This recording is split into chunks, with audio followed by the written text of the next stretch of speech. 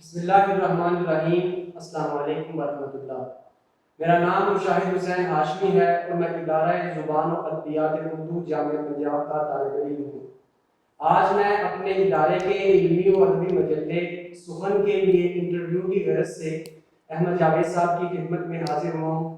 سر بہت بہت شکریہ آپ کے قیمتی وقت کا۔ کیسے ہیں آپ؟ خیریت سے ہیں؟ جی الحمدللہ الحمدللہ۔ سر سوالات سے گفتگو کا آغاز کرتے ہیں۔ جی آپ کی حیثیت ایک مفکر، دانشور، شاعر اور ادیب کی ہے۔ باشعور طبقہ آپ کو فکری رہنما بھی تسلیم کرتا ہے۔ دور جدید میں سوشل میڈیا کے ذریعے آپ کے افکار و خیالات آپ کے چاہنے والوں تک پہنچتے رہتے ہیں۔ بہت سے لوگ جاننا چاہتے ہیں کہ آپ کے ابتدائی ایام میں بچوں کی ذہنی نشو و نما اور اخلاقی تربیت کے کون سے پہلو بہت نمایاں تھے جو آج مفقود ہیں؟ بہت شکریہ مشاہد صاحب، یہ بہت اہم سوال آپ نے اٹھایا ہے، اور اس سوال سے یہ پتہ چلتا ہے کہ ہم نے ماضی کو حال بننے کے عمل میں کچھ مثبت عناصر کو جو ہے وہ چھوڑ دیا ہے۔ تو وہ میں عرض کرتا ہوں اس سوال کے جواب میں کہ میں جب بچہ تھا میری جس طرح تربیت ہوئی، وہ اس کی میں تھوڑی سی تصویر کھینچ دوں تو اس میں جیسے طریقۂ تربیت عملی طور پہ سامنے آ جائے گا۔ میں 4 سال کا ہوں گا تو مجھے گاؤں میں ایک اسکول میں داخل کروایا گیا، سمجھیں کچی پہلی میں۔ وہاں ایک استاد پڑھاتے تھے، ان کا نام تھا افضل نائب جی۔ تو افضل نائب جی صاحب نے مجھے کسی بات پہ کہا کہ تم وہ بچھانے کے لیے ٹاٹ کیوں نہیں لائے؟ میں کچی زمین پہ ہی بیٹھ گیا وہاں۔ تو تھوڑا سا ڈانٹ کے انہوں نے کہا کہ کل بیٹھنے کے لیے کوئی چیز لے کر آنا۔ مجھے اس سے بڑا صدمہ پہنچا۔ میرے جو دادا تھے وہ ذرا بااثر آدمی تھے، مطلب بڑے لوگوں میں سمجھے جاتے تھے۔ تو میں نے گھر آ کے اپنی دادی سے ان کی شکایت کی کہ دیکھیں انہوں نے سب لڑکوں کے سامنے مجھے یہ کہہ دیا۔ میری دادی کو بھی میری محبت کی وجہ سے برا لگا۔ تو جب دادا گھر آئے تو انہوں نے دادا سے شکایت کر دی، بھئی افضل نائب جی صاحب کو آپ سمجھائیں کہ یہ آپ کا پوتا ہے۔ تو انہوں نے کہا اچھا یہ ہوا تھا؟ انہوں نے کہا ہاں۔ تو مجھے بلایا دادا نے اور کہا تم نے یہ سب بتایا ہے اپنی دادی کو؟ میں نے کہا جی، اور میں سمجھا کہ ابھی یہ افضل نائب جی صاحب کو بلوائیں گے۔ انہوں نے میرے دونوں ہاتھ پکڑے اور میرے منہ پہ بہت زور کا تماچا رسید کیا اور کہا تم جانتے ہو افضل نائب جی کون ہیں؟ افضل نائب جی کے پاؤں سے اٹھنے والی مٹی اپنے مرتبے میں مجھ سے بلند ہے، اور خبردار آئندہ اس طرح استاد کی ہو۔ تو ایک تو یہ کہ افضل نائب جی صاحب کے بارے میں مجھے بہت بعد میں پتہ چلا کہ وہ ICS تھے، لیکن وہ انہوں نے چھوڑ کر مسلمان بچوں کی پرائمری ایجوکیشن کا نظام صحیح کرنے کے لیے اپنے آپ کو وقف کر دیا تھا۔ بچوں کی تعلیم کی ایک پوری تحریک کم از کم UP بھر میں انہوں نے چلائی، دیہات میں، کہ بچے تعلیم کے لیے جیسے تعلیم کے لیے پوری طرح کوالیفائی کر جائیں اور ان کی پرسیپشن اور ان کے مقاصد زندگی متعین ہو جائیں بچپن سے ہی۔ تو جب یہ معلوم ہوا تو ظاہر ہے کہ اب آپ یہ سمجھیں کہ ہماری تربیت کا ایک حصہ یہ ہے 4 برس کی عمر میں۔ پھر یہ کہ میرے دادا جو تھے وہ بہت کتابیں تھیں ان کی، تو میں کتابوں میں بعض مرتبہ گھس جاتا تھا اندر وہ ایک۔ تو اس کے بعد میں نے وہاں اپنے گھر کی دیواروں پہ وہ جو بڑے بڑے پلرز ہوتے ہیں نا باہر، تو وہاں میں نے کوئلے سے لکھا، ایسی آڑی ترچھی لکیریں بنا کے انہیں بھر دیا۔ اور اپنی دانش میں نے انگریزی لکھی تھی، اور یہ وہی عمر ہے 4-5 برس کی، تو وہ قلعی بھی نئی ہوئی تھی، سفید بالکل، اور وہ اس پہ میں نے یہ کارروائی کی، تو سب گھبرا گئے کہ اب پتہ نہیں دادا کیا کہتے ہیں، کیونکہ وہیں ان کی بیٹھک تھی۔ تو جب انہوں نے دیکھا تو مجھے بلوایا، میں بہت ڈر گیا۔ تو انہوں نے کہا یہ تم نے کیا لکھا ہے؟ تو میں نے کہا میں نے انگریزی لکھی ہے۔ تو وہ ہنسنے لگے، اور شاذ و نادر ہی انہوں نے کبھی ہمارے سر پہ ہاتھ پھیرا ہو، اس دن ہاتھ پھیرا اور کہا کہ بہت اچھا، لیکن لکھنے کا کام کاغذ پہ کیا کرو، وہ کاپی قلم میں تمہیں دلواؤں گا۔ اب یہ تربیت کے جو 2 مظاہرے میرے سامنے ہوئے، اور بالکل بچپن میں، تو انہوں نے جیسے میری شخصیت کے بنانے میں سنگ بنیاد کا کام کیا۔ ایک تو یہ کہ استاد کا ادب کیا ہوتا ہے، استاد کی عزت کیا ہوتی ہے، اور دوسرے یہ کہ علم کا اگر شوق جاہلانہ جذبے سے بھی ہو تو پرانے لوگ اس کی تحسین کرتے تھے، اس میں کچھ اصلاح کر کے حوصلہ افزائی کیا کرتے تھے۔ پھر اسی عمر کے مطلب سمجھیں کہ 7-8 برس کا ہوا تو میرے دادا کے ایک بھائی تھے، سگے بھائی چھوٹے، علی ظہیر صاحب عثمانی، تو وہ بہت درویش آدمی تھے، اور ان کی شخصیت میں بہت بڑی چیزیں جمع تھیں۔ مثال طور پہ وہ آل انڈیا ہاکی ٹیم کے پلیئر تھے، اور ایک طرف یہ تھے، دوسری طرف یہ کہ تقریباً بڑی مشرقی زبانیں جانتے تھے، یعنی انگریزی کے علاوہ وہ سنسکرت بھی جانتے تھے، عربی، فارسی، یہ سب، اور درویش آدمی تھے، بالکل دنیا سے بے رغبت، اور شاعر بھی تھے، اصغر گونڈوی کے شاگرد بھی تھے، باقاعدہ شاعری کرتے تھے۔ تو یہ جو ہیں، میں ان کے گھر میں ان کی کشش کی وجہ سے زیادہ رہتا تھا، اپنے گھر میں کم رہتا تھا۔ وہ کشش یہ تھی کہ یہ مجھے بٹھا کے مجھے اوپر ایک ان کا حجرہ تھا نماز وغیرہ یا تہجد وغیرہ پڑھنے کا، بالکل لپی ہوئی مٹی کا فرش تھا، تو وہ مجھے اس میں بٹھا کے عجیب اسرار کی، روحانی حقائق وغیرہ کی باتیں کرتے تھے، اور کہتے تھے کہ تمہارے اندر میں منتقل کر رہا ہوں۔ اب میرے 6 برس عمر ہوگی، اب میرے کچھ سمجھ میں نہیں آتی تھی، بلکہ انہوں نے کہا کہ تمہارا نام اب میں رکھ رہا ہوں جاوید سرمدی، سرمدی میرا نام بھی انہوں نے تجویز کر دیا۔ تو وہ اس وقت مجھے بس اتنا محسوس ہوتا تھا کہ میرے لیے یہ سب سے زیادہ پرکشش آدمی ہے، جیسے بچہ اپنی پسندیدہ چیزوں کی طرف لپکتا ہے، میں ان کے آنکھ کھلتے ہی ان کے گھر کی طرف لپکتا تھا۔ تو اس سے مجھے یہ لگا، اور اس سے ایک اصول کا بڑے ہو کے پتہ چلا، احساس ہوا کہ شخصیت کی تبدیلی بڑوں سے تاثرات کی منتقلی سے ہوتی ہے، یعنی واعظ و نصیحت اور تعلیم وغیرہ سے ہوتی ہے، لیکن وہ ثانوی ہے۔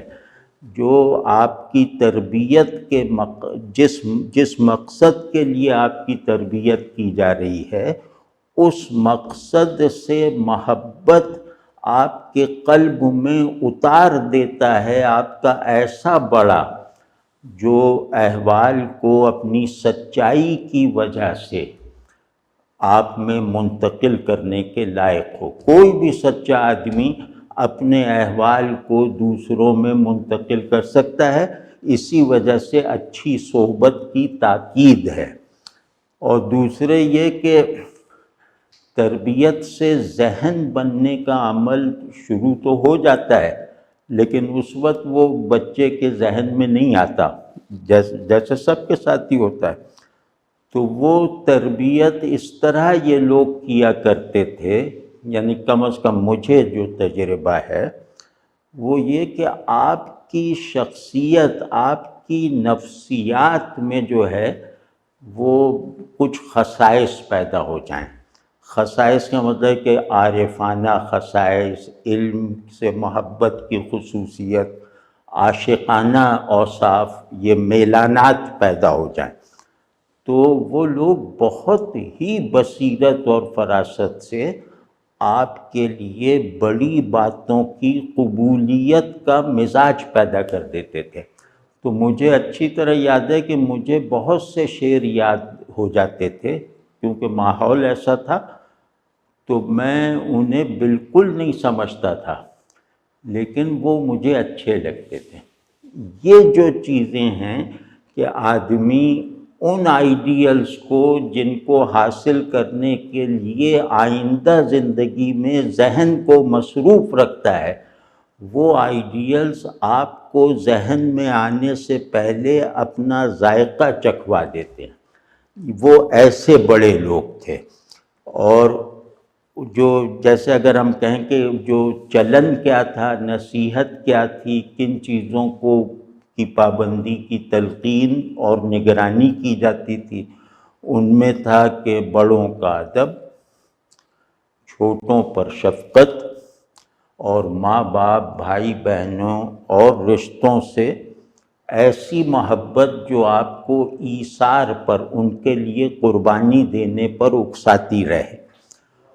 اور پھر استاد سے محبت اور احترام خوف کے غلبے کے ساتھ، یعنی استاد سے ڈر لگتا ہے اس کی محبت کو کم کیے بغیر. اور پھر جو ایک بہت بڑا ایلیمنٹ تھا وہ یہ تھا کہ آپ کے گھر میں یا آپ کے مدرسے اور اسکول میں جو آپ کو سکھایا جا رہا ہے، یعنی شخصیت میں فضائل کی جو فہرست آپ کو دی گئی ہے، اس میں معاشرہ مدد دیتا تھا، رکاوٹ نہیں بنتا تھا. جو آج کا بہت بڑا مسئلہ ہے کہ ہم حجرے میں تربیت تو کر لیتے ہیں لیکن بازار میں جا کے اس تربیت میں سوائے ناکامی کے اور کسی چیز کا تجربہ نہیں ہوتا. تو یہ وہ چند چیزیں تھیں. تو میرا خیال ہے کہ آپ کے سوال کے جواب میں کچھ زیادہ ہی تفصیل سے عرض کر دیا. ایک استاد کا شاگرد کی شخصیت سازی میں کلیدی کردار ہوتا ہے. استاد شاگرد کی تربیت و تہذیب کرتا ہے. آپ نے متعدد بار اپنی گفتگوؤں میں مولانا ایوب دہلوی، مفتی شفیع عثمانی، سلیم احمد اور بابا ذہین شاہ تاجی وغیرہ کا ذکر بھی کیا ہے. ان اساتذہ کا تعلق مختلف شعبۂ علوم سے تھا. آپ کیا سمجھتے ہیں کہ کس شخصیت نے آپ کی فکری تشکیل میں سب سے زیادہ کردار ادا کیا؟ بہت اچھا، بہت عمدہ. ابھی عرض کرتا ہوں. یعنی ہوش سنبھالنے کے بعد جو اساتذہ میسر آئے، اور اللہ کا بہت ہی احسان ہے کہ میں نے بہت بڑے بڑے لوگوں سے فیض اٹھایا، بہت بڑے بڑے لوگوں سے تعلیم حاصل کی ہے، جن میں سے محض 1% نام یہ ہیں جو آپ نے لیے ہیں.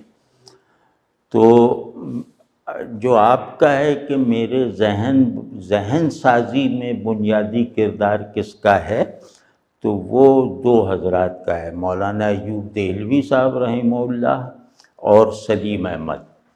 تو ہم یوں کہہ سکتے ہیں کہ ہم نے جو کچھ بھی ہوش سنبھالنے کے بعد بڑے بڑے اساتذہ سے پایا ہے، اس میں پانے کی صلاحیت اور جذبہ سلیم احمد نے پیدا کیا.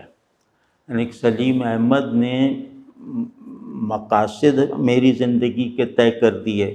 سلیم احمد نے میرے لیے اسپیشلائز کیے جانے والے موضوعات طے کر دیے، اور سلیم احمد نے شاگرد بننا سکھا دیا. اور وہ شاگرد ایسا کہ جیسے کسی کے پاس چلا جاؤں تو میں اس سے کچھ اخذ کرنے میں ناکام نہ رہوں.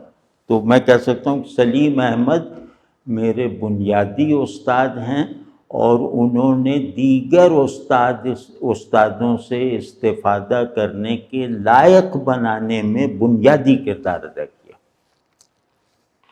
ابھی آپ نے فرمایا کہ سلیم احمد نے آپ کو شاگرد بننا سکھایا، تو سر فرمائیے گا کہ ایک شاگرد کی یا ایک طالب علم کی کیا تعریف ہے؟ یہ بھی اچھا ہے.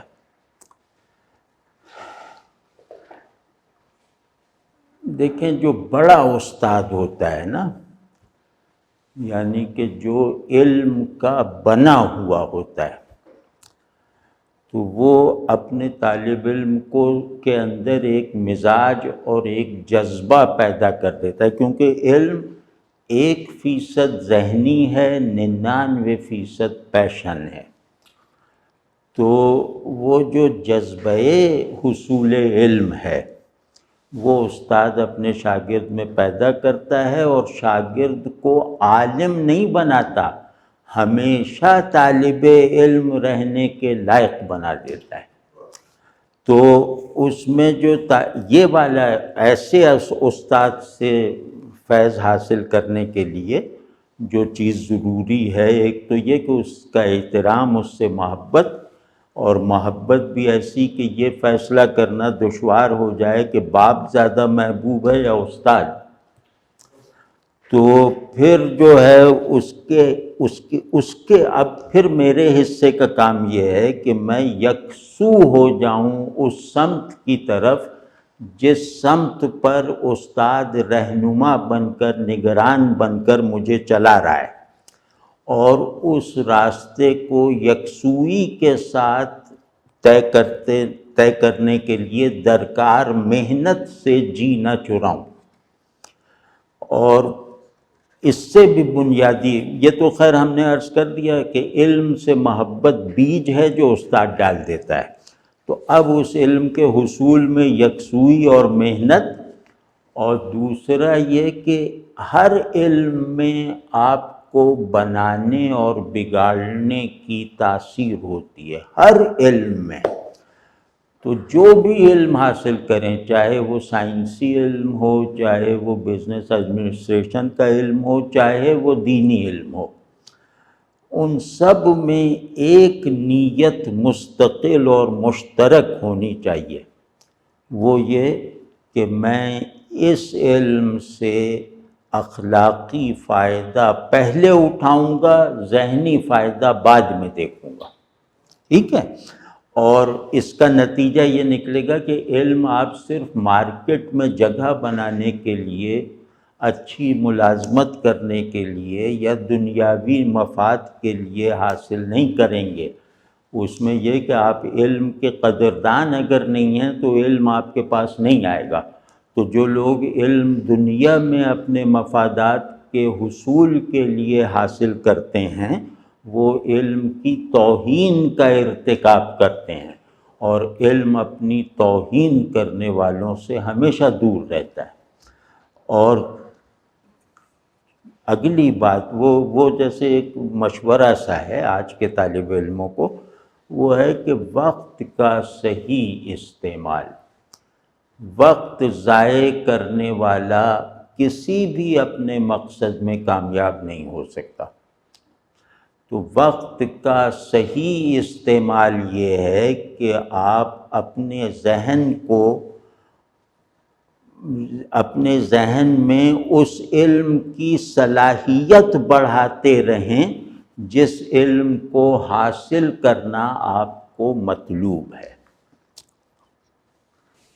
مطالعہ فکری نشو و نما کا بہت اہم ذریعہ ہے، مگر بعض کتب کا مطالعہ بجائے ذہنی تعمیر کے مستقل ہیجان کا سبب بن جاتا ہے. آپ یقیناً ان مراحل سے گزرے ہوں گے، مگر آپ نے ان تجربات کو بے معنی نہیں ہونے دیا. ہم ایسے مبتدی نوجوانوں کے لیے آپ آداب مطالعہ بیان فرمائیں تو یہ دلچسپی کا باعث ہوگا. مزید یہ کہ آپ کے مطالعے کے معمولات کیا ہیں؟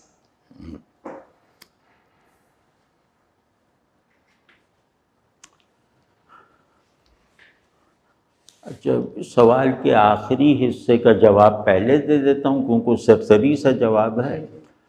وہ یہ کہ پہلے میں بہت پڑھتا تھا، مطلب مطالعہ 8 گھنٹے روز بھی ہوتا تھا.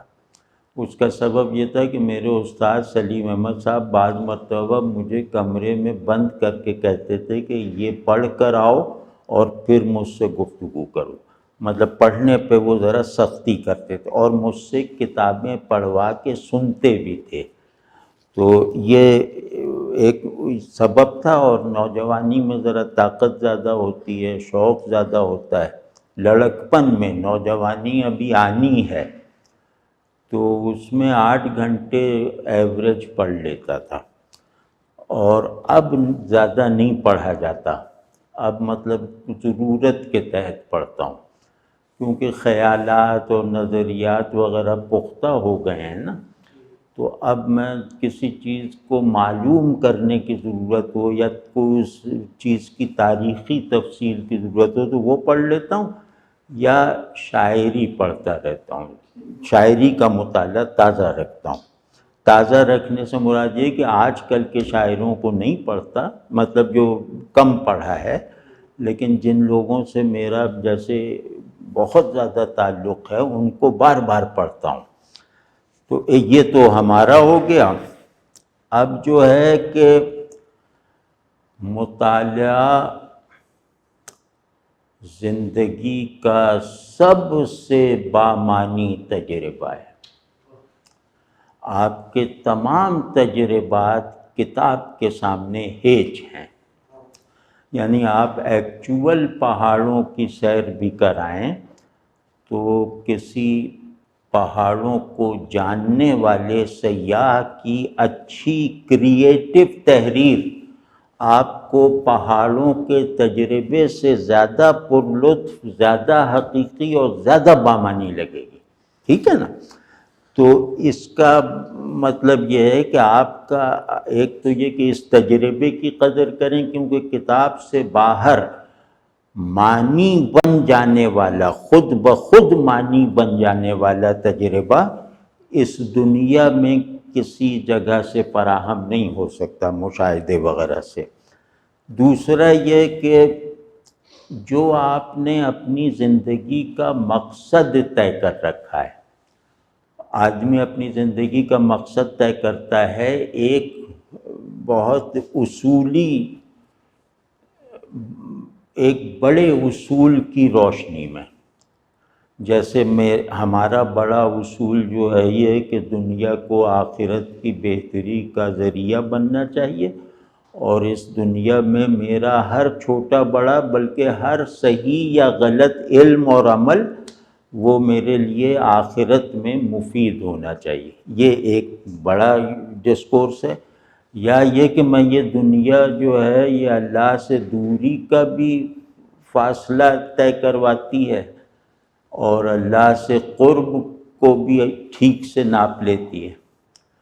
تو اب میں یہاں زندگی اس طرح گزاروں کہ میرا سفر اللہ سے دور ہونے والا سفر نہ ہو، اللہ کے قریب لے جانے والا ہو۔ تو یہ تو اصول ہے جو میرا ذاتی نہیں ہے، مطلب ہماری تہذیب کا، ہمارے دین کا دیا ہوا اصول ہے۔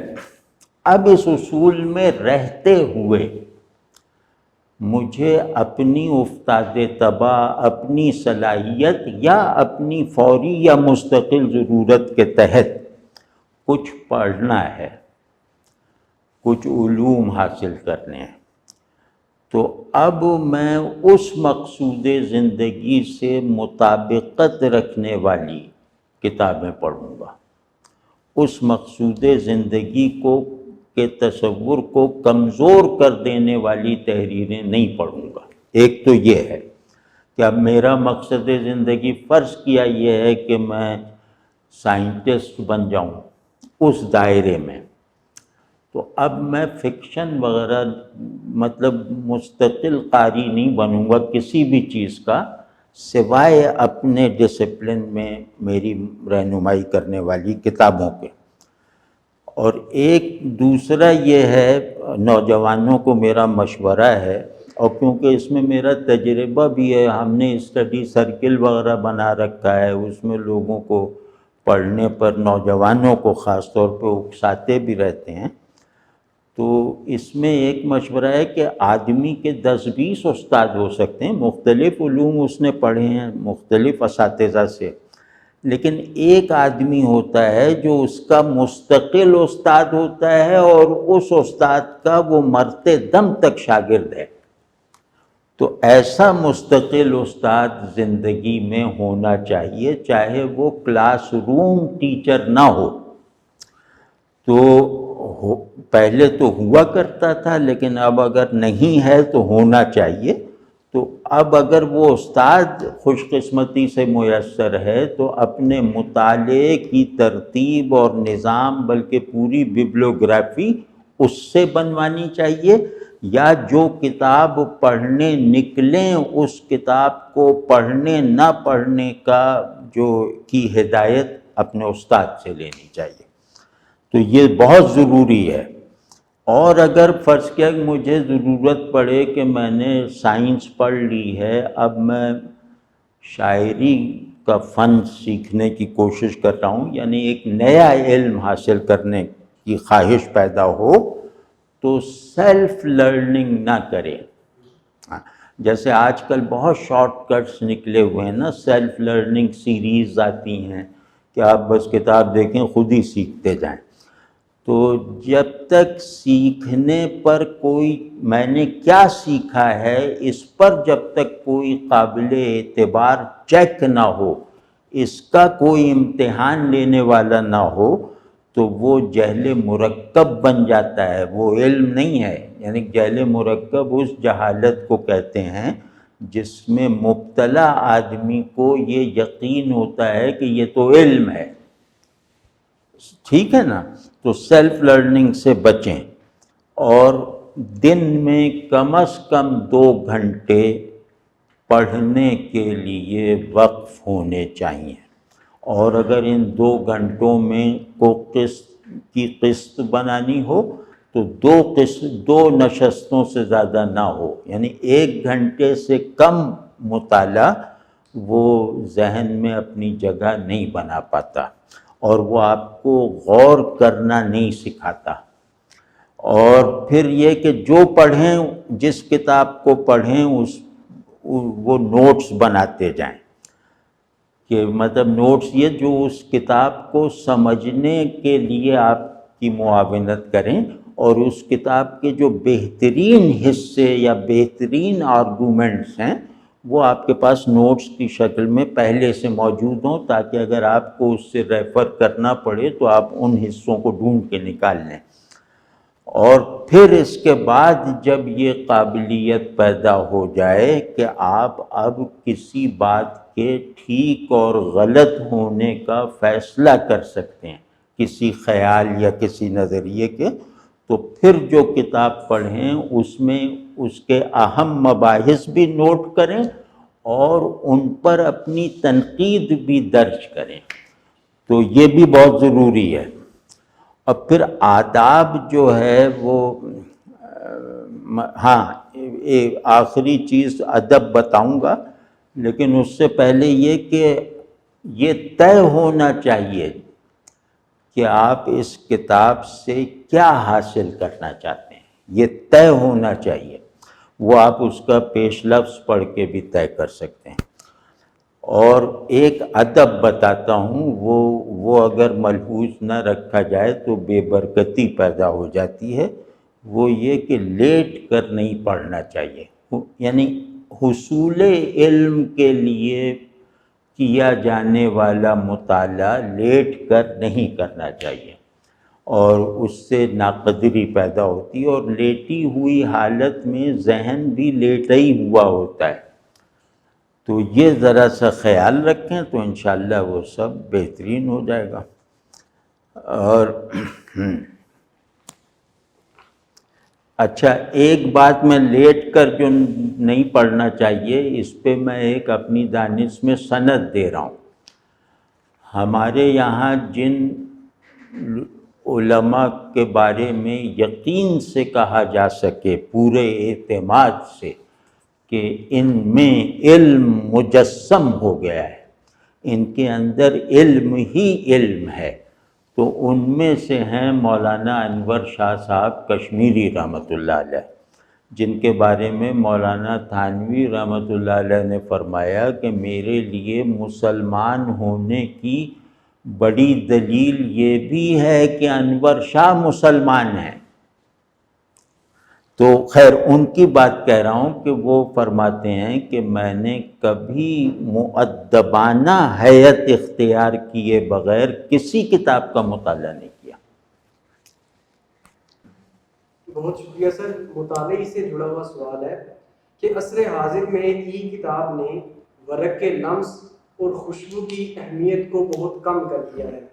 کیا آپ اس طرز مطالعہ کو کتاب کے محسوساتی مطالعے کا نعمت بدل سمجھتے ہیں، اور کیا آپ ایسے ذرائع سے کتاب کا مطالعہ فرماتے ہیں؟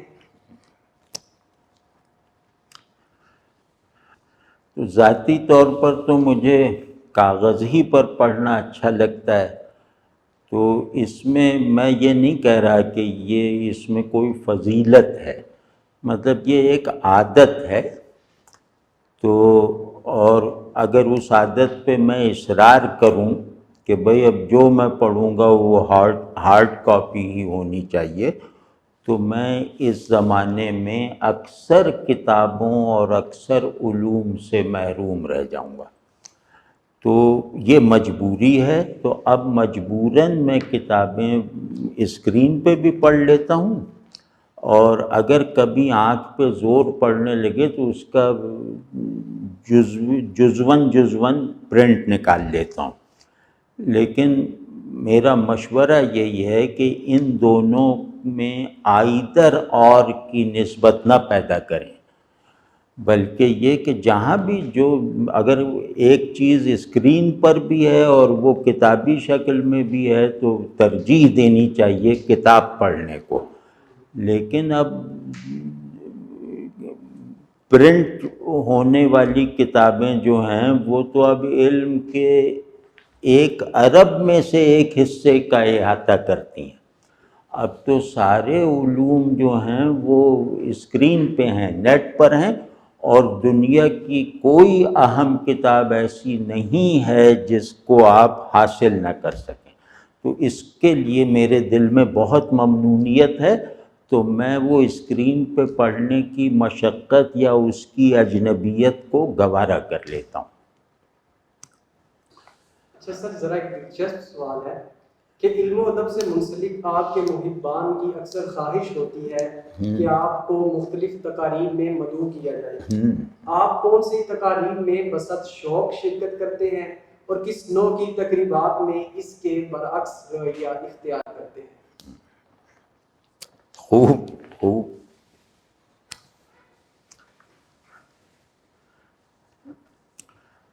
بھائی، میں مزاجاً تقریبات کا آدمی نہیں ہوں، لیکن تقریبات میں جاتا بھی رہتا ہوں، تو اس کا سبب یا تو دوستوں کی کا دباؤ ہوتا ہے، فرمائش ہوتی ہے، یا وہ کام یا وہ موضوع جو اس تقریب کا سبب ہے وہ کچھ افادیت رکھتا ہے میرے لیے، یا پھر اکثر مروت میں چلا جاتا ہوں کہ اب ایک آدمی اصرار کر رہا ہے تو مجھے برا لگتا ہے کہ میں اس کو نہ کروں، لیکن اگر میرے ذوق پر چھوڑ دیا جائے تو میں کسی تقریب میں نہ جاؤں۔ آپ کی گفتگو اگرچہ فی البدیہہ ہوتی ہے، مگر اس میں اکثر اوقات ایک پیچیدگی سی در آتی ہے۔ بعض مرتبہ ایسا بھی لگتا ہے کہ آپ خود ابلاغ کی اس دقت کو محسوس کر رہے ہیں۔ البتہ اس میں بھی شبہ نہیں کہ اس پیچیدگی کی تفہیم بلے توقف کے بغیر نہیں ہوتی، مگر حسن کلام کے باعث سامعین میں تحسین کے جذبات فوری طور پر پیدا ہو جاتے ہیں۔ بہرحال عمومی طور پر تو یہ سمجھا جاتا ہے کہ سادگی بھی حسن کے اظہار کی صورت ہو سکتی ہے۔ سوال یہ ہے کہ یہ طرز کلام اختیاری ہے یا ناگزیر ہے؟ بہت اچھا، بہت اچھا۔ اچھا، اس میں بھی پہلی تو صفائی یہ پیش کر دوں کہ یہ طرز کلام اختیاری نہیں ہے، ناگزیر ہے۔ جن موضوعات میں یہ نظر آتا ہے وہاں یہ ناگزیر ہے، اور ایسا کیے بغیر ان موضوعات کو سمجھنے کا حق ادا نہیں ہو سکتا اور ان موضوعات کی اہمیت کا اور عظمت کا لحاظ نہیں رکھا جا سکتا۔ تو ایک تو یہ آخری حصے کا جواب یہ عرض کیا ہے۔ لیکن ایک بات میں کہوں کہ جسے پیچیدگی کا نام دیا جا رہا ہے وہ اصل میں الفاظ میں نہیں ہوتی۔ الفاظ میں بعض لوگوں سے پوچھتا بھی ہوں کہ بتاؤ کون سا لفظ ایسا ہے جو نامانوس ہے، تو اس میں نہیں ہوتی کہ میں وہ کوئی عبرانی فریز بول دوں۔ تو اصل میں وہ کسی تصور، خیال یا احساس کی تہداری ہوتی ہے، تو جو اظہار کے ایک اسٹروک میں لانے کے لیے، پینٹ کرنے کے لیے ایک خاص انداز بیان اور اسلوب اظہار کی ضرورت ہوتی ہے، وہ جو میں اپنی دانش میں اختیار کیے ہوئے ہوں۔ تو اور وہ تہداری جس کو میں کہہ رہا ہوں احساس کی تہداری سے مراد یہ کہ پہلی سطح پہ وہ خوشی ہے، دوسری سطح پہ وہ الم ہے، تیسری سطح پہ غصہ ہے، اور پھر ان تینوں کے مل جانے سے ایک ایسی چیز محسوس ہوتی ہے جس کو میں سر دست نام نہیں دے پا رہا۔ اب یہ تو ہر آدمی کے تجربے میں ہے نا۔ تو اب اس طرح کے مضامین یا اس طرح کے احوال اور تصورات، یہ پھر جب بیان کرنے کی کوشش کی جائے تو ان کی تہداری تھوڑا ابہام اور پیچیدگی بن کے گویا بیان میں بھی داخل ہو جاتی ہے۔ لیکن پھر بھی جیسے میں عرض کروں کہ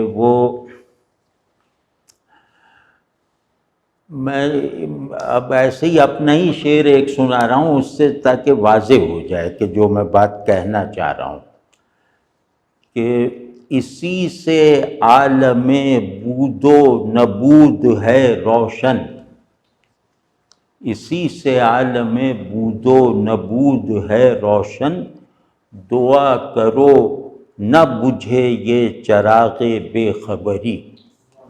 اب اس میں کوئی لفظ مشکل نہیں ہے، زیادہ کوئی اسکول کا لڑکا کہتے کہ بود و نبود کا کیا مطلب ہے، تو باقی کوئی لفظ جو ہے وہ میچور سامع اور قاری کے لیے مشکل نہیں ہے، اور اگر مشکل ہے تو وہ پھر ہماری بیان کا کوالیفائڈ سامع نہیں ہے۔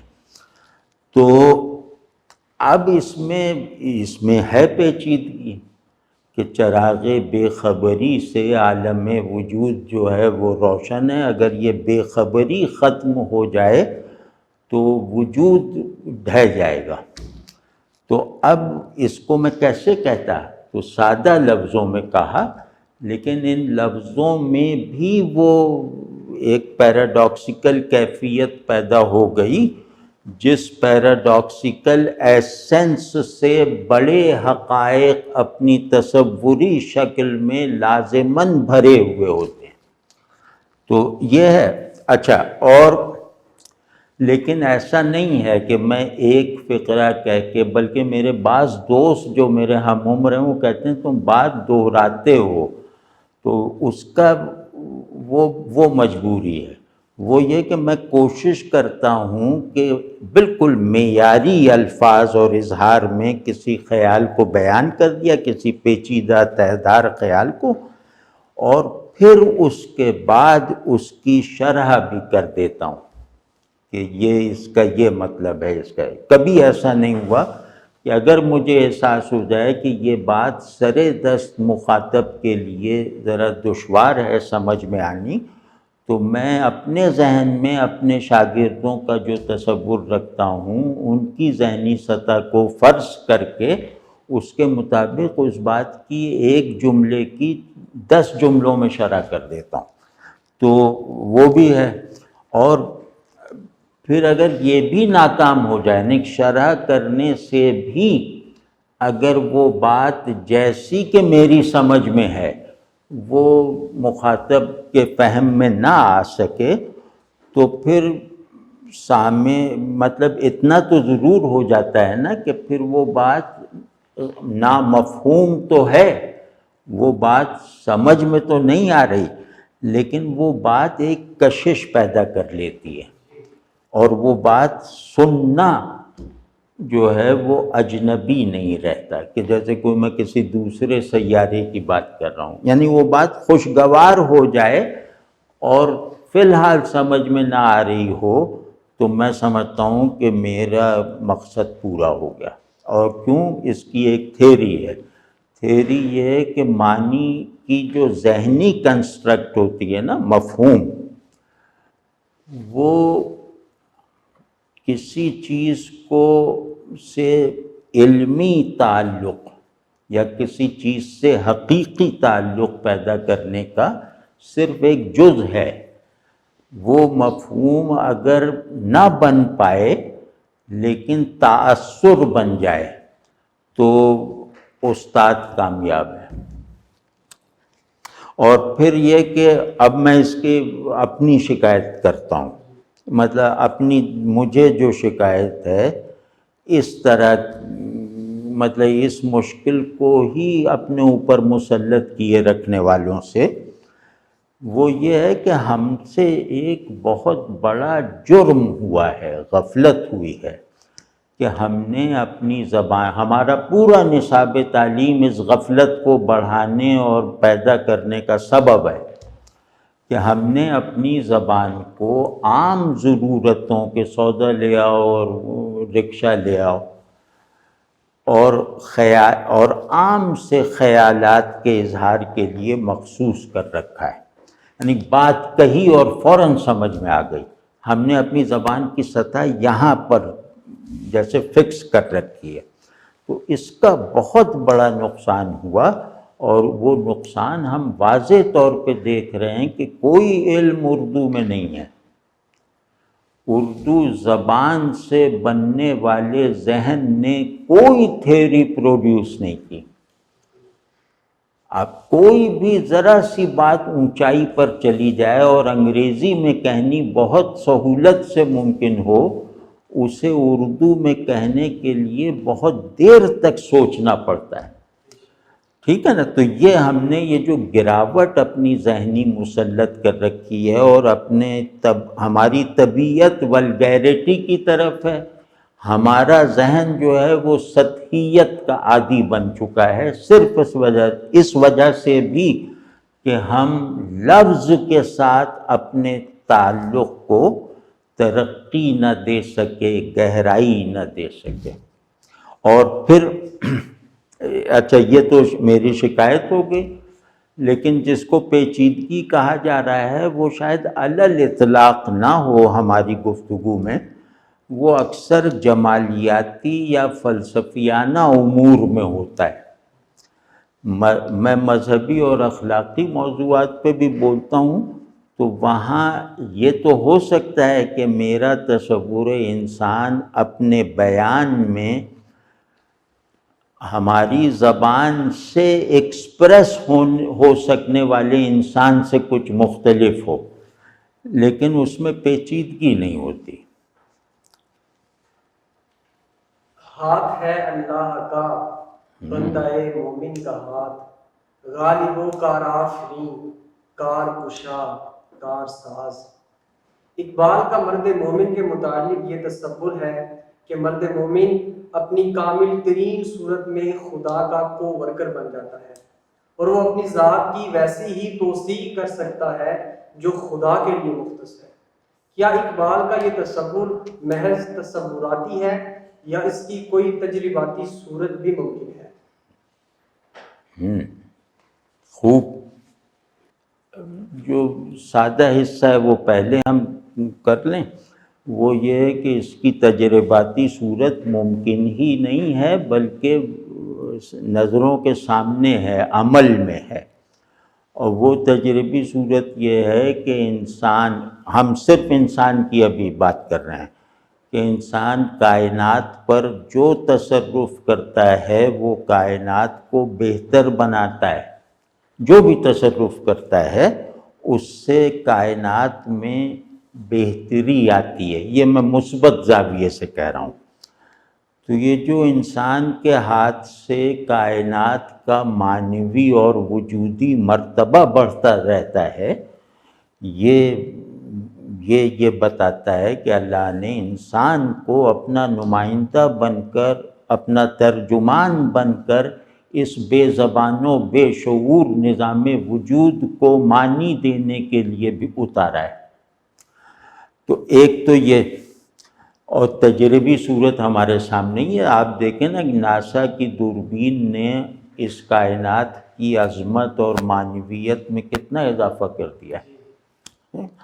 اور دوسرا یہ، اب ہم مرد مومن کے اعتبار سے دیکھیں تو جیسے اقبال نے ریکنسٹرکشن کے خطبات میں انسان کو اللہ کا کو ورکر بتایا ہے، یعنی آتھینٹک انسان کو، یعنی جس نے اپنی خودی کو اس کے تمام پوٹینشیل سمیت قبول کر کے اظہار میں لانے کی قدرت حاصل کر لی، وہ مومن وہ ہے۔ تو وہ اللہ کا کو ورکر ہے، یعنی شریک کار ہے۔ یہ نہیں کہ کوئی مشرکانہ تصور نہیں ہے کہ وہ ذات میں الہ ہے یا جوہر الوہیت میں اس کا شریک ہے، اس کے افعال میں اس کا شریک ہے۔ جو اس کے فعل سے دنیا پیدا ہوئی ہے، اس دنیا کو وہ بہتر سے بہتر بنانے پر مامور ہے۔ ٹھیک ہے نا؟ اب جیسے کچی سے وہ چٹیل زمین اللہ ہی نے پیدا کی ہے نا، تو اس پر میں گھاس اگا دوں تو میں نے اس زمین کی وقت بلند کر دی ہے۔ تو یہ ہے کو ورکر ہونے کا ثبوت۔ جیسے انجینئر اور مزدور کا تعلق ہو کہ انجینئر کی پوری اسکیم پر مزدور عمل کرنے کی اہلیت بھی رکھتا ہے اور جذبہ بھی رکھتا ہے، ٹھیک ہے۔ دوسرا یہ، اور شاعری میں بھی، خطبات میں ہی نہیں بلکہ شاعری میں یہ مضمون جا بجا آیا ہے اقبال کے ہاں۔ جیسے ایک آپ ہی نے بہت زبردست شعر کوٹ کیا، ایک غالباً پیام مشرق میں ہے ربائی، جس کا آخری مصرع مجھے یاد ہے ابھی کہ مگر با ایزد انباز است آدم، کہ شاید آدم اللہ کا شریک کار ہے۔ انباز کہتے ہیں شریک کار کو۔ تو اب اگر کوئی شخص اقبال کے مجموعی تصور، یعنی اقبال کا جو پورا تصور انسان ہے، اگر کوئی شخص اس تصور سے واقفیت نہ رکھتا ہو تو پھر یہ ساری بات جو ہے کوورکر کی، انباز کی، یہ بات مذہبی ذہن کے لیے وحشت انگیز ہو سکتی ہے۔ لیکن اگر اس تصور انسان کو جس میں اقبال رنگ بھرتے ہیں وہ ان کی مجموعی فکر میں رکھ کر دیکھا جائے تو یہ ایک ہماری روایت میں مسلمہ تصور اور خیال ہے۔ یہ اقبال کی طرف سے اس کا ایک خوبصورت اظہار ہے کہ انسان خلافت الہی، نیابت الہی کا مرتبہ رکھتا ہے۔ یہ اب ہمارا مسلمہ ہے، اور یہ مرتبہ اور یہ حیثیت اور اسی کے مطابق ذمہ داریاں رکھنے کی وجہ سے اللہ کے تخلیقی نظام کو، اللہ کے کریشن جو آرڈر ہے، اس میں اس طرح شریک رہتا ہے کہ چیزیں اللہ کی نشانیاں بننے کے لائق ہو جائیں۔ اور پھر یہ پہلو بھی، دوسرا پہلو یہ ہے کہ اللہ کی طرف سے انسان کی ذمہ داری، تقدیری ذمہ داری یہ ہے کہ اس کی بنائی ہوئی دنیا کو حسن اور خیر پر استوار رکھے اور حق کی چھاؤں میں رکھے، یعنی اس دنیا کو اللہ کی مخلوق رکھے اور اس دنیا کو مخلوق کے لیے خیر کا سبب بنائے، حسن اور کشش کا سبب بنائے، اور پھر یہ سارا ماحول جو ہے جس صاحبان کے سائے میں ہے وہ صاحبان اللہ ہے، وہ صاحبان اللہ پر میرا ایمان ہے۔ تو یہ ساری تصویر جو ہے یہ اقبال بالکل، یہ تو میں نے بہت مختصر کر کے عرض کیا ہے، لیکن اگر اس میں تفصیل کرنی پڑے تو اس کو اقبال نے جیسے آپ کو اس طرح اتنی شدت، اتنی قطعیت اور اتنی خوبصورتی سے بیان کیا ہے جا بجا کہ آپ کو لگنے لگتا ہے کہ اقبال نے جو دنیا بنائی ہوئی ہے یہ اس دنیا کی حقیقت ہے جس کو دریافت کرنا میرا دینی فریضہ ہے۔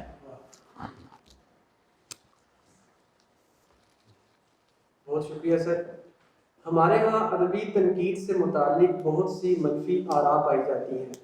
بعض حضرات نہ صرف تنقید کو ادب کی تفہیم کے لیے غیر ضروری سمجھتے ہیں بلکہ وہ اسے تفہیم ادب میں ایک رکاوٹ بھی مانتے ہیں۔ آپ اس ضمن میں کیا رائے رکھتے ہیں؟ بہتر عرض کرتا ہوں۔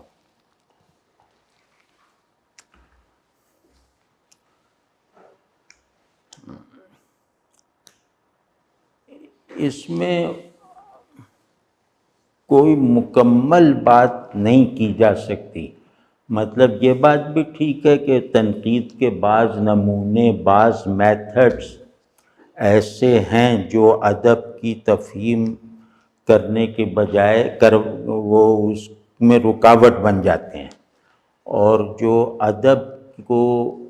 ادب کا جو ایسنس ہے اس کو کل کر کے بیان کرتے ہیں، وہ بھی ٹھیک ہے، لیکن ایسی تنقید پھر تنقیدی روایت میں پست درجے میں ڈمپ کر دی جاتی ہے، اسے خود نقاد قبول نہیں کرتے۔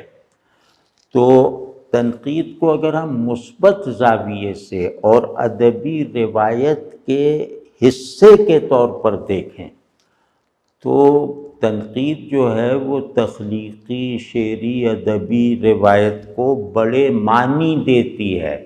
اگر نقاد نہ ہو تو شاہ نامے کے معنویت فردوسی نہیں بتا سکتا، ٹھیک ہے نا؟ اگر نقاد نہ ہو تو شیکسپیئر کی عظمت ہم سے اوجھل رہ جاتی۔ تو کیا ہوا؟ تنقید پوری ادبی روایت کو، ادبی کانٹینٹ کو جو ہے وہ بڑے معنی دیتی ہے۔ بڑے معنی کا مطلب یہ ہے کہ جو ذہن کی بھی تسکین کریں، اور میرا جو ایک عزم وجود ہے، میرا جو ایک مقصود ہستی ہے، اس کے ساتھ میرے تعلق کے احساساتی نتائج بھی پیدا کر کے دکھائیں۔ تو اور اس کے علاوہ وہ جو آئندہ مسائل پیش آ سکتے ہیں، آئندہ تجربے کی جو نئی ساختیں چیلنج بن کر سامنے آنے والی ہیں، یعنی اپنی بناوٹ میں بالکل مختلف تجربات جن کی نہ عقلی تشکیل ہو سکی ہے نہ جمالیاتی تشکیل ہو سکی ہے، تو ان کی طرف نقاد ایک شاعر کو یا تخلیق کار کو متوجہ کرتا ہے، اور اس تخلیق کار کو اس چیز پر کام کرنے کے لیے ضروری فہم بھی فراہم کرتا ہے۔ تو یہ بہت بڑی کنٹریبیوشن ہے کہ آپ کو کہیں وہ بے بس نہیں ہونے دے گا مستقبل میں، اور یہ مطلب بہت ضروری ہے۔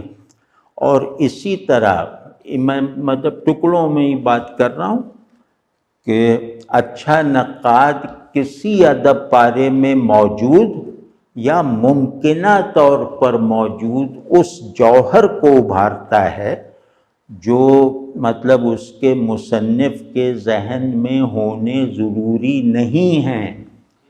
میں آپ سے صاف لفظوں میں کہتا ہوں کہ بڑے سے بڑے شاعر کا ایک بڑے نقاد کے ذہن، بڑے سے بڑے شعر کو لے لیں تو ایک کمپیٹنٹ اور بڑا نقاد اس سے جو معنی نکال کے دکھائے گا وہ اس شعر کو کہنے والے کے وہم و گمان سے زیادہ ہوں گے، اور لیکن وہ اسے لپک کے قبول کر لے گا۔ ٹھیک ہے نا. تو اب وہ یہ ہوا نا کہ منشائے متکلم جمالیاتی روایت میں نہیں دیکھی جاتی کہ شاعر کیا کہنا چاہتا ہے. یہ فضول اور لغو سوال ہے، اور افسوس یہ کہ ہمارے یہاں ادبی تعلیم یہیں سے شروع ہوتی ہے کہ شاعر کیا کہہ رہا ہے، یہ دریافت کرو. تو اس طرح جب وہ جو ممکنہ جوہر معنویت کو ابھارتا ہے نقاد، منشائے متکلم سے بے نیاز ہو کر، تو اس طرح جیسے ادب میں ایک بڑے تہذیبی اور آفاقی ڈسکورس کا حصہ بننے کی صلاحیت پیدا ہو جاتی ہے. ورنہ تو شعر پرسنل اظہار ہے، ایک آدمی کے طرز احساس تخیل کا اظہار ہے. تو یہ آدمی اکیلا کچھ بھی نہیں ہے، اور اس کے شعور کے نتائج اور اس کے وجود کے احوال انفرادیت کی قید میں رہتے ہوئے وہ بالکل بے معنی ہیں. تو یہ ان کو مستند بناتا ہے، ان کو ایک آفاقی ڈسکورس میں ایک بامانی عنصر کے طور پر داخل کر کے دکھاتا ہے. پھر ایک نقطہ یہ کہ تنقید جو ہے نا وہ ادب کو سمجھانے تک محدود نہیں ہے، یہ بتانے تک محدود نہیں ہے کہ اس نظم کا مطلب یہ ہے، اس افسانے کا مقصد یہ ہے. یہ تنقید یہاں ہے، یہ تنقید کا حصہ ہے، لیکن یہ صرف اتنا نہیں ہے کہ تنقید اسی میں محدود رہے، بلکہ تنقید شعر و ادب کو مجموعی شعور میں جگہ دلوانے والی معنویت دیتی ہے یا اس میں سے دریافت کر لیتی ہے. تو یہ بہت بڑی کنٹریبیوشن ہے نقاد کی. نقاد اگر نہ ہو تو پورا تخلیقی عمل مطلب لنگڑے کی دوڑ اور وہ کیا نام ہے اندھے کا مشاہدہ بن کے رہ جائے گی. اور تو خیر مختصر یہ کہ یہ اگر یہ اوصاف ہوں تنقید میں، تو پھر ایک جینوین نقاد جو ہے نا وہ اصل میں ادب کو ترقی اور تکمیل کے وہ اسباب فراہم کرتا رہتا ہے جو ادب لکھنے والوں کے تصور سے باہر ہو سکتے ہیں، ان کے اختیار سے باہر ہو سکتے ہیں. تو گویا یہ تخلیقی قوت کو گویا مزید یہ تخلیقی قوت کو رائیگاں ہونے سے بچا لیتا ہے کہ اس بہاؤ کا رخ وہ کسی بڑے معنی یا بڑے احساس کی طرف موڑ سکتا ہے. تو یہ جناب یہ بات ہے. سر اس بات سے تو آپ واقفیت رکھتے ہیں کہ مدارس کے طلبہ جدید اور عصری علوم سے بیگانہ ہیں. آپ اس ضرورت کو کس حد تک محسوس کرتے ہیں کہ ان کو بھی سائنسی تعلیم دی جائے؟ کیا تمام طلبہ کی بنیادی تعلیم یکساں نہیں ہونی چاہیے؟ مدارس کے فارغ التحصیل طلبہ کے میدان عمل میں پیچھے رہ جانے کی وجہ کیا ہے؟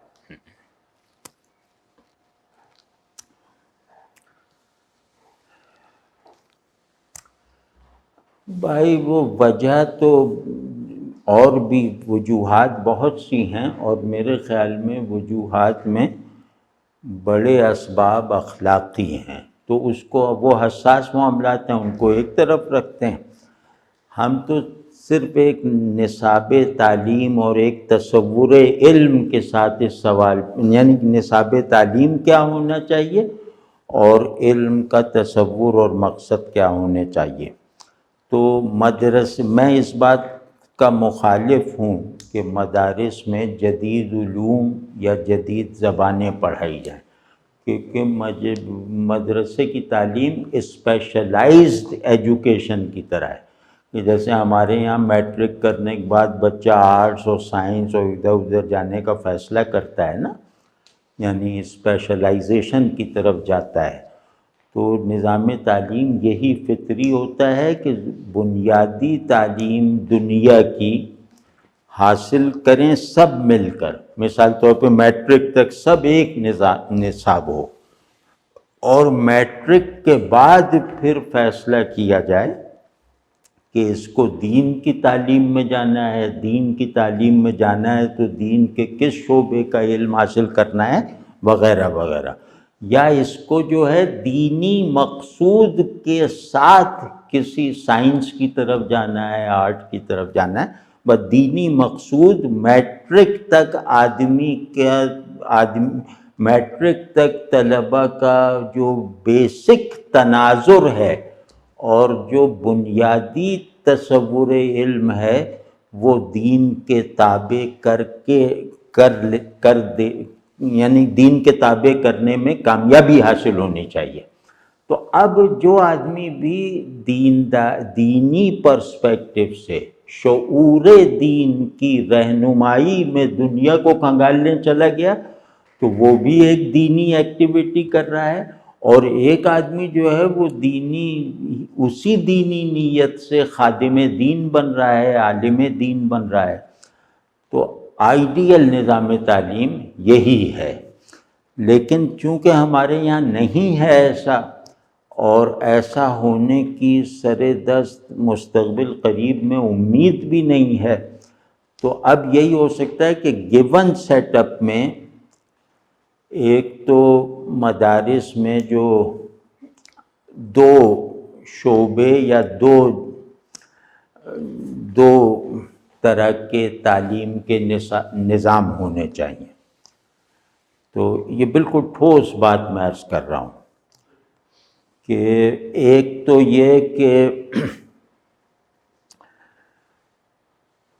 ایک حصہ ہو جو پرائمری اسکول کی طرح کا ہو کہ اس میں دین کا وہ علم سکھایا جائے ڈے اسکالرس کو جو سیکھنا واجب ہے ہر مسلمان پر، یعنی قرآن پڑھنا، قرآن کا ترجمہ جاننا، ضروری احکام جاننا وغیرہ۔ تو یہ یہاں اس میں عربی سیکھنا بھی واجب نہیں ہے۔ تو ایک تو یہ ہو کہ آپ عوام کو بلائیں اور انہیں دین کا ضروری علم سکھا دیں، اور دین کا علم سکھاتے ہوئے انہیں دین کے تقاضوں، اخلاقی تقاضوں کو پورا کرنے کے لائق بنانے والی تربیت بھی فراہم کریں۔ اب یہ تو ایک عام ہو گیا اور بہت اچھا۔ دوسرا ہے وہ ہے جیسے یونیورسٹی، مدرسہ، پرائمری اسکول اور یونیورسٹی، اس کے دو ونگز ہونے چاہیے۔ تو یونیورسٹی جو ہے وہاں آپ طالب علم کو عالم بنائیں، یعنی کہ کوالیفائیڈ عالم۔ تو دوسرا مقصد ان کا ہونا چاہیے دین کا عالم بنانا۔ تو مطلب اس بات کو تھوڑا سا اور انداز سے کہیں تو پہلا مقصد ہے طالب علم کو دیندار بنانا، اور دوسرا ہے کہ عالموں کو دیندار بنانے کے لائق بنانا، کہ یہ دوسروں کو دیندار، ایک آتا ہے خود دیندار بننے کے لیے، دوسرے کو آپ ٹرین کر رہے ہیں دوسروں کو دینداری تلقین کرنے کے لیے۔ تو یہ ضروری ہے، ورنہ ہماری دینی تعلیم، ہمارا مذہبی ذہن اور دین کے ساتھ ہمارے تعلق میں ایک پژمردگی، افسردگی اور بے رغبتی پیدا ہو جائے گی، اور جس کے پیدا ہونے کا ہم مشاہدہ بھی کر رہے ہیں۔ تو ایک یہ بات، اور دوسری یہ بات کہ دینی تعلیم کا تصور تدریس کا نہیں ہے، دینی تعلیم کا تصور ہے علم اور عمل کے ایک ہو جانے کا۔ تو تربیت دینی تعلیم کے ہر مرحلے پر غالب رہنی چاہیے محض تدریس پر، یہ میرے خیال میں ہونا چاہیے۔ اور دوسرا یہ کہ جس طرح ہم اسپیشلائزڈ ایجوکیشن میں جاتے ہیں تو وہاں یونیورسٹی میں ہمیں ٹیسٹ دینا پڑتا ہے، ان کا میرٹ کوالیفائی کرنا پڑتا ہے۔ تو یہ جو عالم بنانے والی تعلیم ہے، اس میں داخلے کے وقت اس کا ایک میرٹ ہونا چاہیے، یہ نہیں کہ جو چاہے آ کے وہ عالم بننے والے نظام میں داخل ہو جائے۔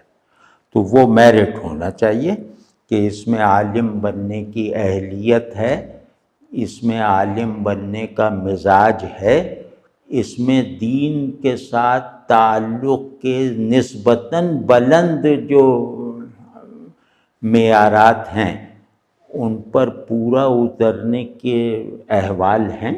یہ سب دیکھنا بہت ضروری ہے، ورنہ علماء اسی طرح طاقت اور دولت کے سائے میں پروان چڑھتے رہیں گے۔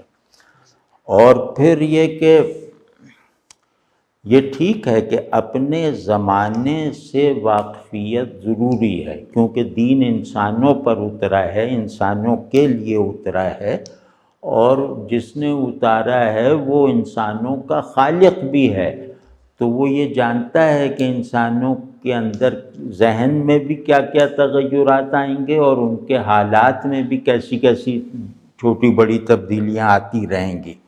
تو اس لیے اپنے زمانے اور اپنے زمانے کے انسان، اپنے زمانے کی کنڈیشنز اور اپنے زمانے کے انسان کو سمجھنا بہت ضروری ہے، ورنہ دین جو ہے نا وہ ایک ایسے تیر کی طرح دینی تعلیم بن جائے گی کہ جو ہدف پہ کبھی لگے گا ہی نہیں، ٹھیک ہے نا؟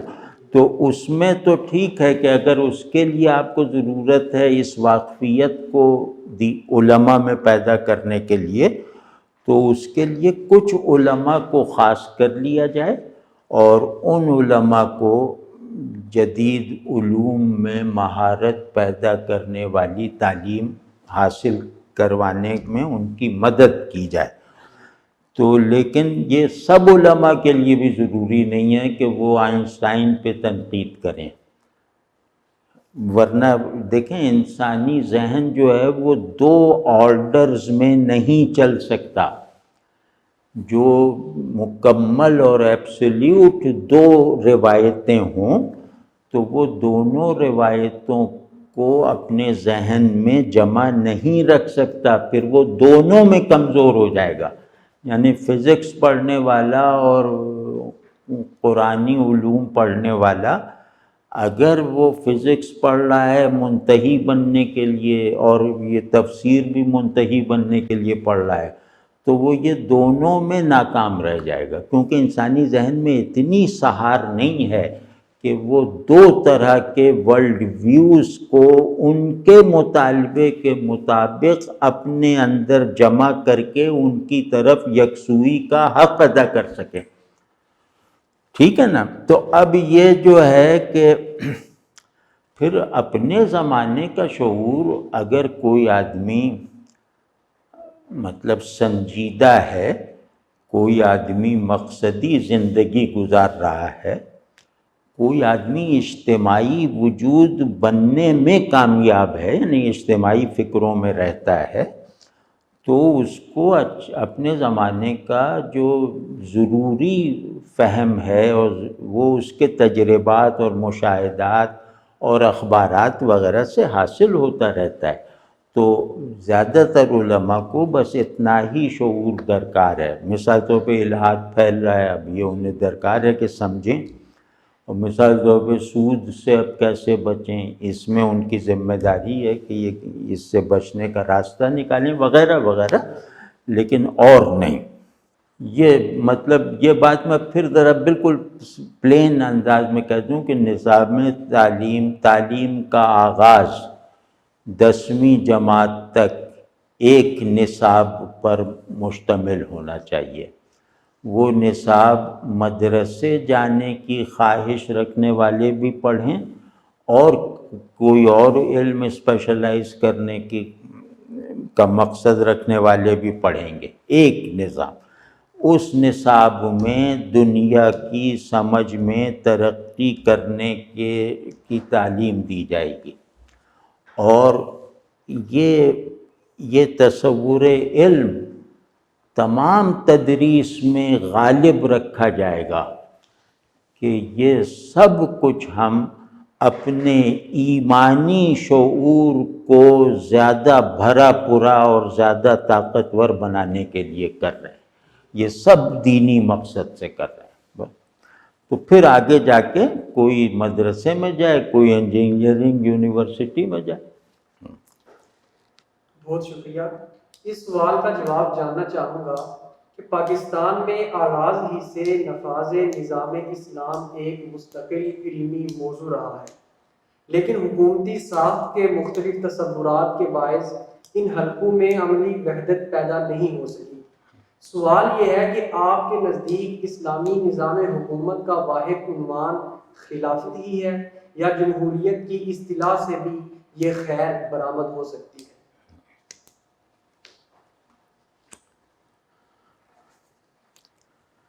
ہاں، پہلے تو یہ میں واضح کر دوں، مطلب یہ اپنا موقف اس بات پہ واضح کر دوں کہ خلافت اور جمہوریت کے درمیان نزاع جو پیدا کیا گیا ہے یہ بے معنی ہے، کیونکہ اسلام نے حاکم بنانے کا کوئی ایک نظام وضع نہیں کیا ہے، اور اس میں انسانوں کو ایک ایسی آزادی سے مشرف فرمایا ہے کہ وہ اپنا عارضی حاکم اپنی مرضی سے چن لیں.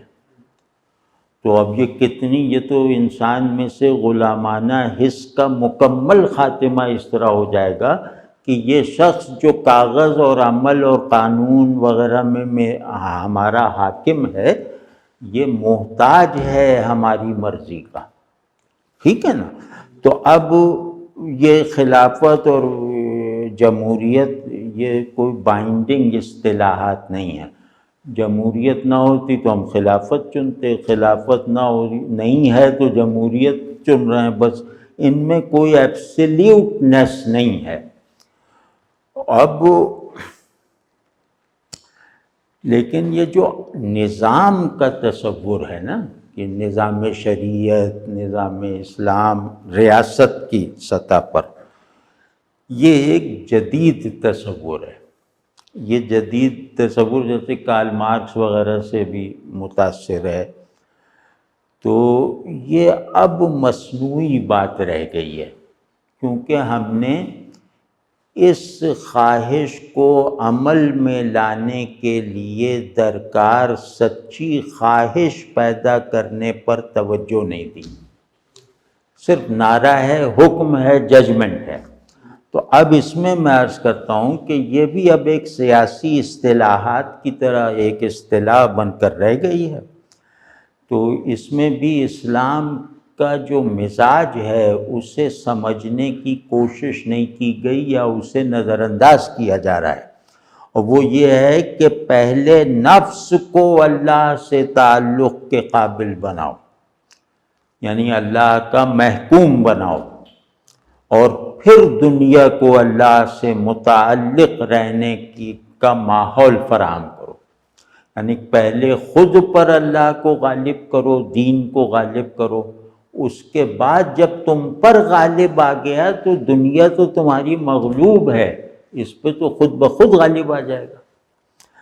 تو اور پھر یہ کہ دین ظاہر اجتماعیت طلب کرتا ہے، معاشرہ طلب کرتا ہے، صرف فرد تک محدود نہیں ہے. تو اس میں بھی بہرحال یہ ہے کہ دین کی مطلوبہ اجتماعیت کی تشکیل کا ہر عمل لازماً فرد کے تزکیے سے شروع ہوگا اور ایک اچھی معاشرت کی صورت میں اپنا اظہار کرے گا اس کے نتیجے کے طور پر. اب اگر فرد کا تزکیہ ہو چکا ہے، انفس اللہ کا محکوم ہو چکا ہے، تو پھر اور معاشرہ جو ہے وہ اللہ سے تعلق رکھنے والوں کے جو کا حسن معاشرت ہے اس کا آئینہ دار بن چکا ہے، تو پھر ریاست کو مسلمان کرنے کا کوئی الگ سے اقدام کرنے کی ضرورت ہی نہیں رہ جائے گی. واضح ہے نہیں بات؟ تو اب یہ کہ ایک بات بس اس میں ضروری ہے جو دین کے لیے سیاسی جد و جہد پر تنقید کرنے والوں کے یہاں نہیں نظر آتی، اس کا بھی کرنا چاہیے، وہ یہ ہے کہ ہمارے دین کا قوام ہے غلبہ اور حجیت، اتھارٹی اینڈ فائنلٹی، ٹھیک ہے؟ یہ اس دین کا کوئی بھی جز ان دو کے سے خالی ہو کر اختیار نہیں کیا جائے گا۔ اس دین کو ماننے، اس دین پر چلنے کی کوئی بھی صورت ان دو ضروری عناصر سے اگر خالی ہوگی تو اسے دینی نہیں کہا جائے گا۔ تو اب اس کا لحاظ رکھنا ہے۔ حجیت کہتے ہیں کہ کائنات شعور کو حق کی روشنی سے روشن رکھنا، اور غلبہ کہتے ہیں اپنے نفس اور اپنی دنیا میں اللہ کا کلمہ ہمیشہ ان چیلنجیبلی بلند رکھنا۔ تو یہ ضروری ہے، مطلب ایسا نہیں ہے کہ ہم اگر وہ اسلامی نظام کی جد و جہد کے لیے ہم اسلامی نظام کے ہم ظاہر ہے وہ ہوگا ہی، وہ اجتماعی غلبے کا واحد نتیجہ اور ثبوت ہے، لیکن یہ کہ اس غلبے کے لیے جد و جہد جو ہے وہ دین کے بتائے ہوئے روڈ میپ پر نہیں کی گئی، بس ہم صرف اس طرف متوجہ کر رہے ہیں۔ نو آبادیاتی دور تک مذہبی علماء کا ادب سے مضبوط تعلق تھا، بالخصوص شاعری سے ان کی وابستگی قابل ذکر ہے۔ عہد حاضر میں بھی اس قبیل کے لوگ موجود تو ہیں مگر الا قلیل۔ آپ کے خیال میں اس فاصلے کے اسباب کیا ہیں؟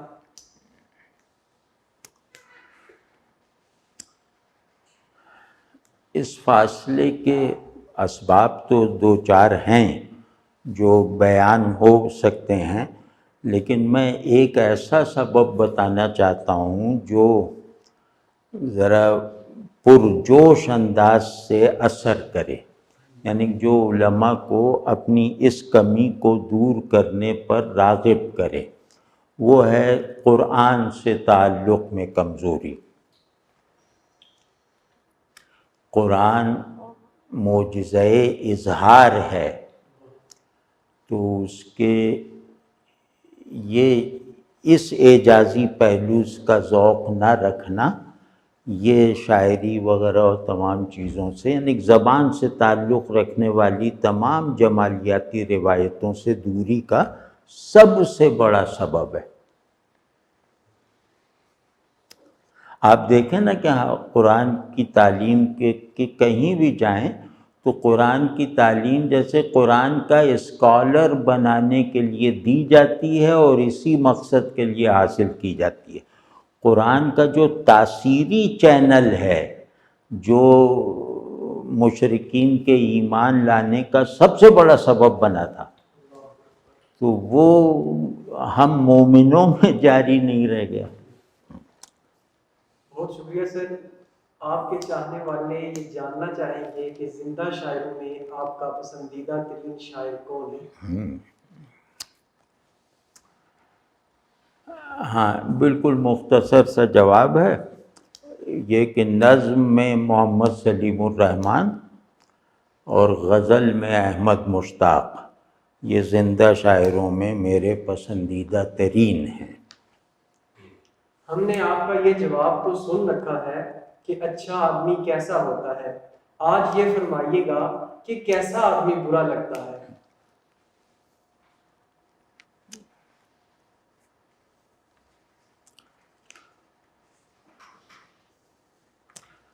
میں ٹائپ بتاتا ہوں کہ وہ ٹائپ برے ٹائپس عرض کرتا ہوں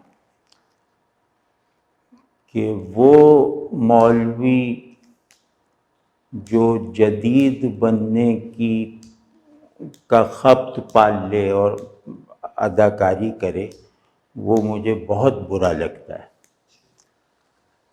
اور وہ لبرل جو بالکل جاہل اور خالی ہے، وہ جب صاحب علم مذہبی لوگوں کو اپنے طنز اور تمسخر کا نشانہ بناتا ہے تو وہ مجھے قابل رحم لگتا ہے، کہ مطلب اس کے پلے میں کچھ نہیں ہے، وہ صرف لوگوں کی بنائی ہوئی چیزوں میں نقص نکالتا ہے اور مذاق اڑاتا ہے۔ یہ بہت مضحکہ خیز دو کردار ہیں میری نظر میں۔ سر اس انٹرویو کا آخری سوال ہے کہ اپنے جونیئر میں سے کسی ایک کا نام بتائیے جسے دیکھ کے آپ کو رشک آتا ہو۔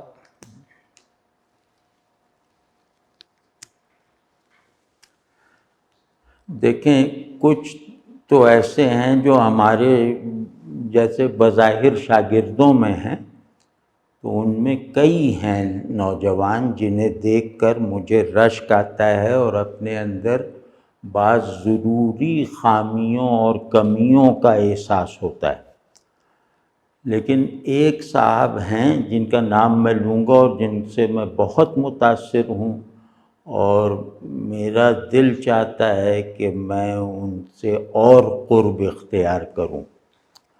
تو وہ ان کا مجھ سے کوئی تعلق ویسے رسمی نہیں ہے، رسمی سے مراد یہ کہ میرے استادی شاگردی کا تعلق نہیں، یا بہت زیادہ ملاقاتوں کا تعلق نہیں ہے، ایک دوسرے کے حالات سے بہت زیادہ واقفیت کا تعلق نہیں ہے، لیکن پتہ نہیں کیا بات ہے کہ میرے دل میں ان کا پہلا خیال آتا ہے تو کشش 10 درجے کی ہوتی ہے مثال کے طور پر، دوسرا آتا ہے تو وہ 15 درجے کی ہو جاتی ہے، اور سواں آتا ہے تو وہ 15,000 درجے کی ہو جاتی ہے۔ مطلب ان کی کشش ایک حالت نمو میں رہتی ہے میرے اندر۔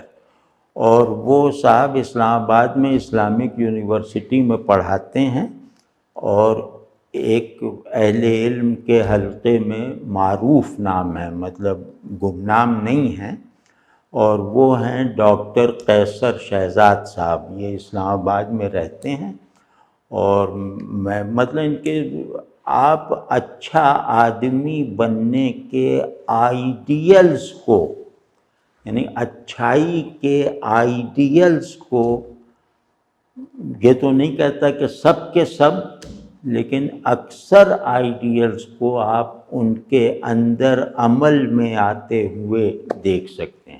ان آئیڈیلز کی ایک روحانی فلاورنگ کو، اور اس فلاورنگ کے نتیجے میں شخصیت کو چھلکتے ہوئے دیکھ سکتے ہیں۔ تو میرا دل چاہتا ہے، میں سب اپنے دوستوں سے کہتا ہوں جو اسلام آباد وغیرہ میں ہوں، کہ قیصر شہزاد صاحب سے صحبت اختیار کرو، کیونکہ وہ صحبت جو ہے وہ مطلب یہ کہ وہ صحبت آپ سمجھیں کہ جیسے آپ وجود کے انتہائی احوال سے دور ہوتے ہوئے بھی ان کی حرارت اور ان کی روشنی کو اپنے اندر جذب کرنے کا راستہ پا لیتے ہیں۔ تو اللہ انہیں صحت سے رکھے، اللہ انہیں خوش رکھے، اور اللہ انہیں دعاؤں میں مجھ ایسوں کی طرف ملتفت اور متوجہ رکھے، آمین۔ ناظرین، یہ تھے ہمارے ساتھ عہد حاضر کے نامور مفکر، فلسفی اور مربی جناب احمد جاوید۔ سر ہم آپ کے بارے دیگر شکر گزار ہیں کہ آپ نے ہمیں اپنے قیمتی وقت سے نوازا۔ نہیں، آپ کا جزائے خیر عطا فرمائے اور آپ کا سایہ ہم پر دراز فرمائے۔ بہت شکریہ۔